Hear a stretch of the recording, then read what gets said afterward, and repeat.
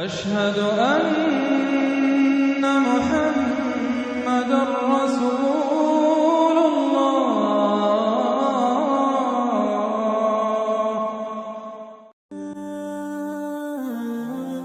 Describe him to me. And Muslims, look at the description of your Rasul. And for some, this would be the first time you hear what your Prophet looked like. I saw a man of striking appearance. ظاهر الوضاء أبلج الوجه, radiant face, حسن الخلق, beautifully created. لم تعبه الثجلة, his belly wasn't protruding. ولم تزر به السعلة, nor was his head disproportionate and small. وسيم قسيم, proportionate and delicate, finely made, a specimen of a creation. في عينيه دعج, in his eyes there was a contrast. The dark was immensely dark, the white was excessively white. وفي أشفاره وطف, and his eyelashes were long. وفي صوته صهل, and in his voice was a natural echo. وفي عنقه سطع, and his neck was elegantly long. وفي لحيته كثاثة, his beard was full and thick. أزج أقرن, his eyebrows were arched, but they were not joined, it was separated. In summit فعليه الوقار, when he was silent, dignity covered him. وإن تكلم سماه وعلاه البهاء, and when he spoke it was audible and clear, almost commanding and overtaking. أجمل الناس وأبهاهم من بعيد, from afar the most striking and outstanding in appearance. وأحسنهم وأجملهم من قريب, and when he came near, the best of them and the most handsome of them in closeness. حلو المنطق, such an exalted and sweet level of logic. Like when he used to speak, it was so coherently logical, it was smooth and easy to understand.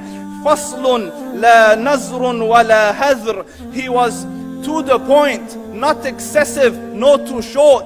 كأن منطقه خرزات نظم يتحدرن, his logic, his utterances, his words were like jewels coming out of a necklace, calculated, polished, one after the other, it would flow magically. ربعة, he was medium in height. Your eye didn't have to strain to look up at him, nor was it tedious to look down at him. He was a comfortable sight to look at. له رفقاء يحفون به, he had friends, the people that were with him, they were working around him to try to serve and protect him. إن قال سمعوا لقوله, when he used to say something, they used to hearken to what he used to say. وإن أمر تبادروا إلى أمره, when he commanded, they used to compete to fulfill the command. This is Muhammad Rasulullah. This is Muhammad Rasulullah. Anas ibn Malik says, he says, I came out one night, it was the full moon night.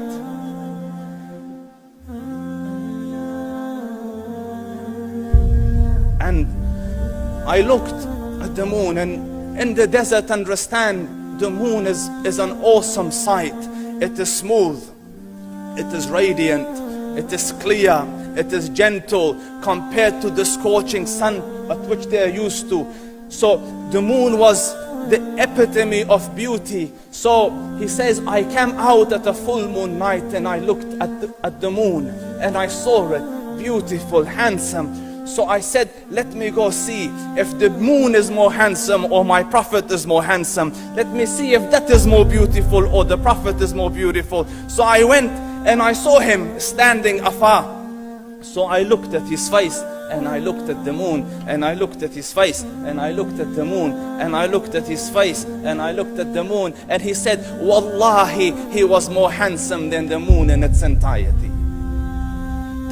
That is just the look of your Rasul. And The Prophet sallallahu alaihi wasallam was mind-bogglingly handsome, but his handsomeness was covered with waqar and jalal and haiba. The Sahaba say, when we used to sit at his feet, two feelings conflicting would come on the heart. The first one, you wanted to look at him. You wanted to behold the majesty of his face. And when you wanted to look up, shyness used to overtake you, so you used to look down. Amr ibn al-As says, I sat with him many times, but if you ask me to describe his face, I can't describe it. I wouldn't be able to look up to him ijlalan wa ta'zeeman. I couldn't look up at him. And that is why he didn't have the problems that Yusuf alayhi salam had. Because it was difficult to penetrate the awe and the splendor of the Rasul.